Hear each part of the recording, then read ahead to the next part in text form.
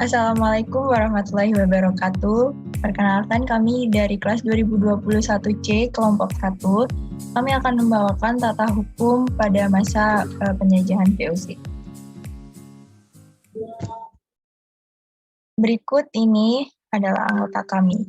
Bagi pemateri pertama dipersilahkan. Sejarah terbentuknya VOC. Next. Pada tahun 1497 sampai 1498, orang Eropa datang melalui jalur laut Vasco da Gama. Pembentukan VOC dimulai dengan kedatangan orang Eropa melalui jalur laut Vasco da Gama yang berlayar dari Eropa ke India melalui Tanjung Harapan di ujung selatan Afrika yang memiliki tujuan asli ke Asia Timur dan Tenggara termasuk ke Nusantara untuk berdagang. Lalu, abad ke-16, perdagangan rempah-rempah didominasi oleh Portugis dengan cara menggunakan Lisbon sebagai pelabuhan utara. Sebelum revolusi Belanda, kota Antwerp memimpin distributor di Eropa Utara. Next. Tahun 1591, orang Portugis bekerja dengan perusahaan di Jerman, Spanyol, dan Italia sebagai hamburger utama dalam mendistribusikan barang dari Asia. Next. Selanjutnya, pada tahun 1595 sampai 1597, pelayaran pertama Cornelis de Houtman ke Banten. Faktor yang mendorong Belanda memasuki perdagangan rempah-rempah internasional, di mana Jan Huygens van Wickosten dan Cornelis de Houtman menemukan jalan rahasia pelayaran Portugis. Pada waktu itu juga, pelayaran pertama Cornelis de Houtman ke Banten, yakni pelabuhan utama di Jawa pada tahun 1595 sampai 1597. Next. Lalu pada tanggal 31 Desember 1600, Inggris mendirikan sebuah perusahaan perdagangan Asia. Pada 1596, 4 ekspedisi kapal dipimpin oleh Cornelis de Houtman menuju Indonesia dan sebagai hubungan pertama di Indonesia dan Belanda. Ekspedisi tersebut sampai di Banten namun terlibat perselisihan dengan Portugis dan penduduk setempat. Kemudian mengakibatkan 12 awak kapal yang menyebabkan seorang pemimpin setempat terbunuh. Lalu, Inggris mendirikan sebuah perusahaan perdagangan Asia bernama The British East India Company yang berbasis di Kalkuta. Tanggal 20 Maret 1602, pedagang Belanda mengantar VOC atau Asosiasi Perdagangan India Timur. Lalu 1603, VOC memperoleh izin di Banten untuk mendirikan kantor perwakilan. Nah, dikarenakan adanya persaingan yang cukup keras yang terjadi antar perusahaan dagang orang-orang Belanda, maka pemerintahan Belanda membentuk VOC yang bertujuan menghindari terjadinya persaingan yang tidak sehat antara kongsi-kongsi dagang yang berasal dari Belanda. Itulah yang menjadi latar belakang terbentuknya VOC. Tujuan dibentuknya VOC. Tujuan dibentuknya VOC dari segi internasional adalah untuk menghindari persaingan yang tidak sehat antara sesama kelompok atau kongsi pedagang Belanda yang telah ada, serta memperkuat kedudukan Belanda dalam menghadapi persaingan dengan para pedagang negara lain. Sedangkan tujuan didirikan perkumpulan dagang ini di Indonesia adalah untuk mengintensifkan perdagangan di kawasan Nusantara. Secara garis besar ada 7 poin dari tujuan berdirinya VOC. Yang pertama, mengurangi persaingan sesama pedagang Belanda. Kedua, mengatasi persaingan dengan pedagang negara Eropa lain. Yang ketiga, memonopoli perdagangan rempah-rempah. Yang keempat, menguasai kerajaan-kerajaan di Indonesia. Kelima, memperkokoh posisi Belanda di dunia internasional. Yang keenam, membantu dana kepemerintahan Belanda. Dan yang terakhir, menguasai pelabuhan-pelabuhan di Indonesia. Next. Hak istimewa VOC atau hak otroi. Yang pertama, ada hak monopoli perdagangan. Pemerintah Belanda memberikan kuasa penuh untuk VOC dalam rangka memonopoli perdagangan di Nusantara. VOC diharapkan dapat menguasai rempah-rempah dari berbagai titik Nusantara. Rempah-rempah tersebut akan didistribusikan ke pemerintah Belanda maupun dijual kembali untuk menunjang sektor ekonomi. Yang kedua adalah hak membentuk angkatan perang. Hal ini bertujuan untuk memperkuat pemerintah Belanda dengan meningkatkan daya tempur tentara Belanda. Ini berguna untuk mempertahankan wilayahnya maupun berperang dengan negara lain untuk memperebutkan wilayah kekuasaan. Yang ketiga adalah hak mencetak dan mengeluarkan mata uang. VOC mempunyai ide untuk mencetak dan mengeluarkan mata uang sebagai alat transaksinya.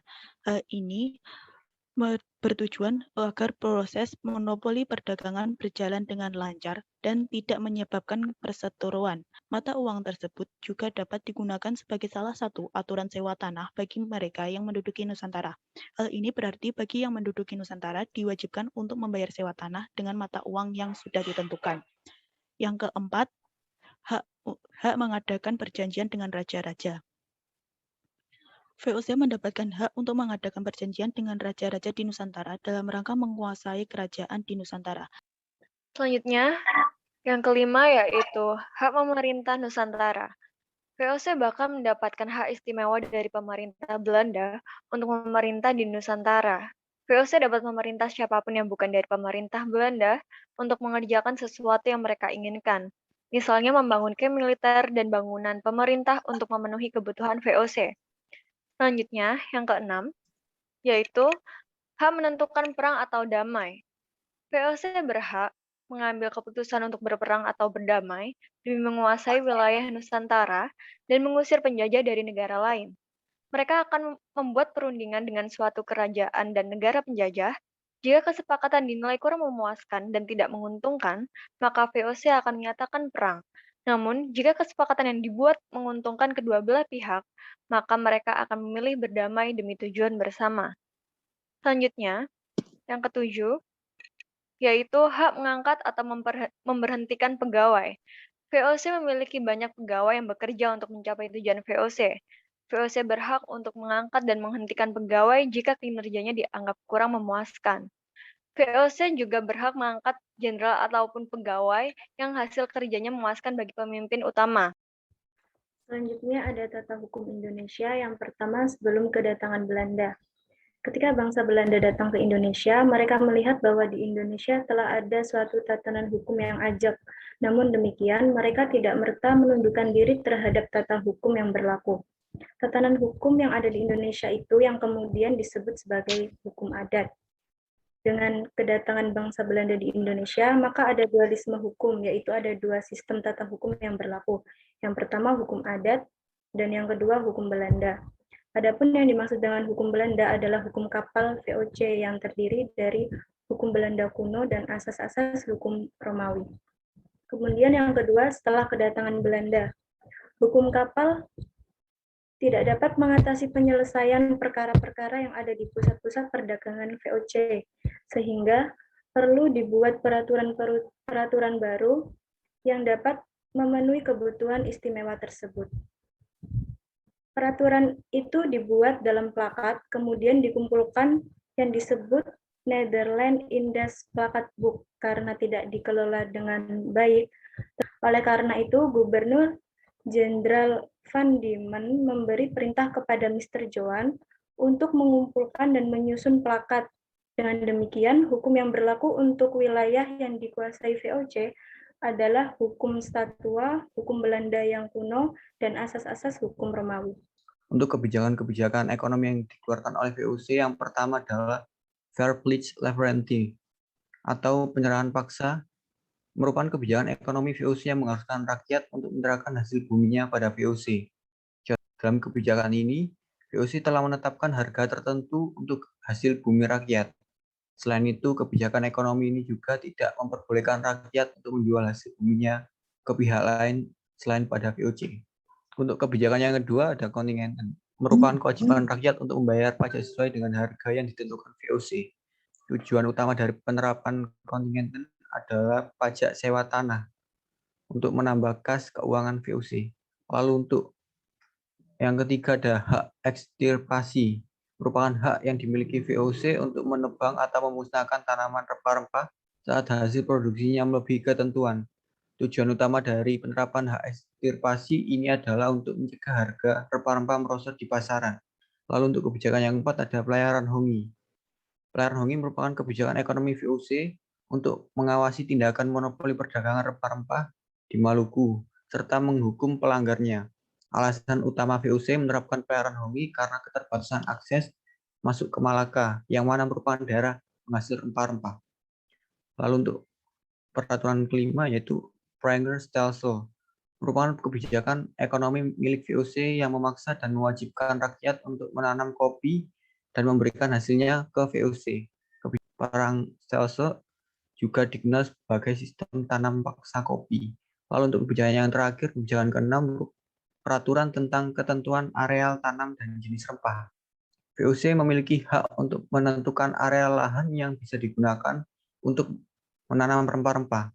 Selain itu, VOC juga berhak untuk menentukan tanaman rempah apa saja yang boleh ditanam. Selanjutnya ada kebijakan di bidang politik.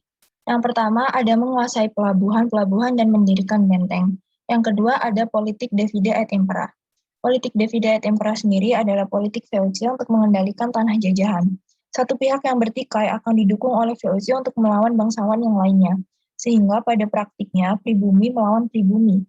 Politik divide et impera ini cukup efektif untuk mencegah bersatunya dan kebangkitan pribumi yang berpotensi mengancam pendudukan VOC. Yang ketiga, mengangkat seorang jenderal gubernur. Pengangkatan jenderal gubernur ini memudahkan tujuan VOC di Indonesia. Jika dianalogikan, bisa dibilang jenderal gubernur ini mirip seperti presiden di Indonesia. Yang keempat, ada melaksanakan hak oktroi. Hak oktroi adalah hak istimewa yang diberikan oleh Belanda kepada VOC. Yang kelima, membangun pangkalan atau markas VOC. Yang terakhir, ada mencampuri urusan para bangsawan. Untuk menanamkan pengaruhnya, VOC selalu mencampuri urusan para bangsawan. Sudah biasa jika VOC ikut-ikutan permasalahan para bangsawan. Mereka aktif dalam menanamkan pengaruh dan janji dukungan. Aktif dalam membuat perjanjian dengan para raja, keluar masuk istana dan melaksanakan politik divide et impera. Oke, selanjutnya dampak monopoli dagang yang dialami Indonesia pada saat itu. A. Dampak positif. 1. Banyak bangsa asing seperti bangsa Eropa, Asia, dan Timur Tengah yang melakukan kegiatan perdagangan di Nusantara.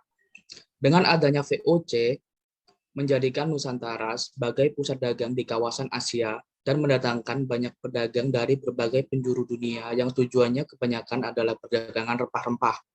2. Pedagang pribumi dapat memperoleh informasi tentang hasil rempah-rempah yang laku di pasar internasional. Para pedagang ini dapat mengetahui potensi pasar internasional sehingga pedagang dapat memperkirakan harga dan peluang. 3. Tahu tata cara perdagangan banyak bangsa asing. Pedagang pribumi dapat belajar bagaimana caranya untuk melakukan perdagangan internasional dan memiliki hubungan dengan bangsa lain. Terakhir, mengenal politik uang, sistem pertahanan benteng, etika perjanjian, dan prajurit bersenjata modern. Uang memegang peranan penting dalam politik. Politik uang mungkin sangat menguntungkan bagi bangsawan pribumi untuk mendapat simpati masyarakat. Para petinggi atau raja lokal pada saat itu dapat belajar dan mengetahui bagaimana cara melakukan perjanjian yang tertulis dan formal sesuai dengan etika perjanjian. Banyaknya rekrutmen penduduk pribumi sebagai tentara VOC pada masa itu menjadikan rakyat juga belajar tentang persenjataan dan taktik perang modern. Selanjutnya, selain dampak positif, terdapat juga dampak negatif. Yang pertama, rakyat harus menjual hasil rempah-rempah ke VOC dengan harga yang telah ditentukan. Ini disebabkan karena adanya kebijakan fair pledge leverenti yang dimiliki VOC sehingga rakyat harus menjual hasil rempah ke VOC dengan harga yang murah. Yang kedua, pendapatan rakyat menurun. Karena rakyat hanya bisa menjual ke VOC dengan harga yang murah, inilah yang menyebabkan ekonomi rakyat menurun. Yang ketiga, menurunnya jumlah penduduk karena pembantaian massal. Para penduduk yang dianggap berkhianat atau sudah tidak berguna untuk VOC, maka mereka membunuhnya dengan cara pembunuhan massal. Yang keempat, menderita kelelahan fisik karena bekerja keras. Di zaman Belanda, pribumi dimanfaatkan untuk bekerja keras, bertanam, dan hasilnya diserahkan untuk VOC. Yang kelima, produksi padi menurun. Karena tanaman padi tidak laku di pasar internasional, sehingga menyebabkan produksi padi menurun. Yang keenam, rakyat mati kelaparan. Karena pendapatan menurun dan produksi padi menurun, itulah yang membuat rakyat mati kelaparan. Yang ketujuh, kekuasaan raja menjadi berkurang. Karena VOC memiliki hak istimewa, maka peran raja digantikan oleh pejabat VOC. Yang kedelapan, wilayah kerajaan terpecah belah. Karena kekuasaan raja yang digantikan oleh VOC, maka wilayah pun diambil paksa oleh VOC. Yang kesembilan, pelayaran Hongi yang dapat dikatakan sebagai suatu perampasan, perampokan, perbudakan, dan pembunuhan. Ya, struktur keorganisasian VOC. Yang pertama ada direktur, direktur ini ditunjuk selama 1 musim atau 1 tahun duduk dalam Komisi Pembangunan Kapal, pengadaan bekal, amunisi, pembukuan, atau penjualan barang. Kemudian di bawah direktur ada komisi-komisi yang mengawasi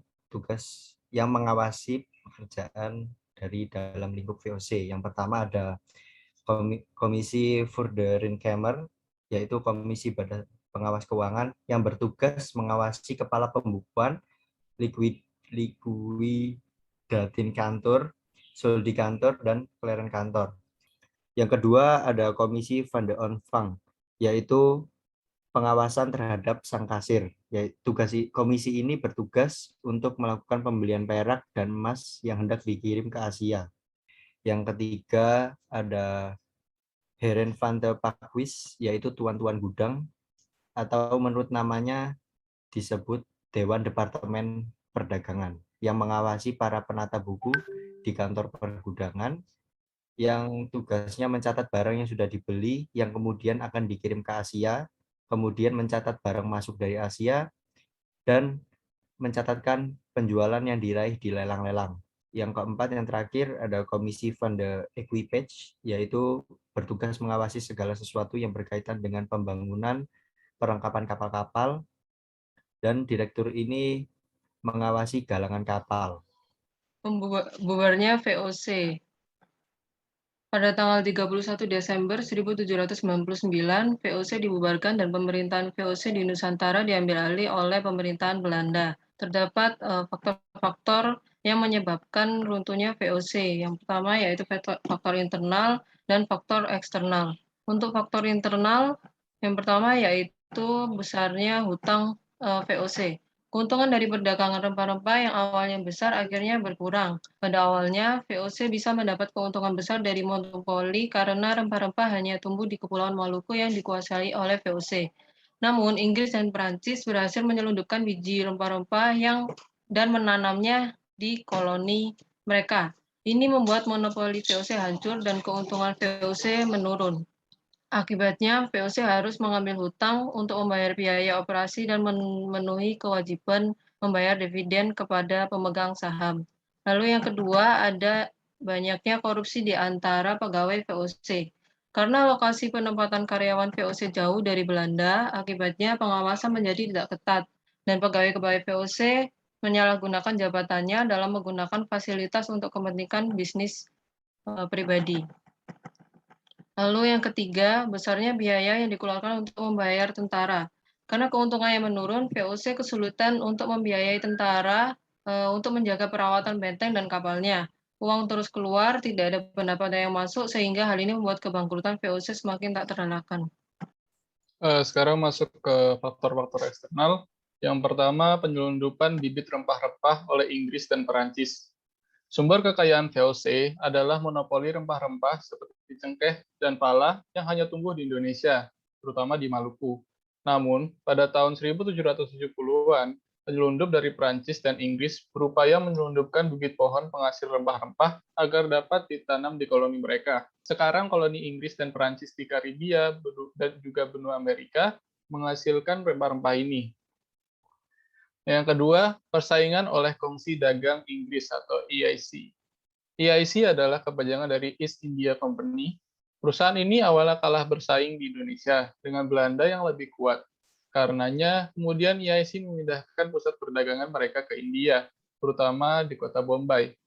Dari pusat perdagangan ini, EIC perlahan meluaskan wilayahnya di India. Dengan posisi kuat ini, EIC mulai menyaingi VOC dalam perdagangan antara Asia dan Eropa. Akibatnya, keuntungan VOC dari perdagangan mulai berkurang dan mempengaruhi keuangan perusahaan. Yang terakhir, kekalahan Belanda dalam Perang Inggris-Belanda 4 tahun 1780 sampai 1784. Pada Perang Revolusi Amerika, Belanda tetap berdagang dengan koloni Inggris di benua Amerika yang memberontak, yang kemudian menjadi Amerika Serikat. Ini membuat Inggris menyatakan perang pada Belanda pada Desember 1780. Akibat kekalahan ini, Belanda harus memberikan izin EIC berdagang di wilayah VOC, agar koloni yang dikuasai Inggris dapat kembali. Masuknya EIC di wilayah VOC semakin merugikan perusahaan ini. Baik, kami dari kelompok 1 mengucapkan banyak-banyak terima kasih. Sekian dari kami. Wassalamualaikum warahmatullahi wabarakatuh.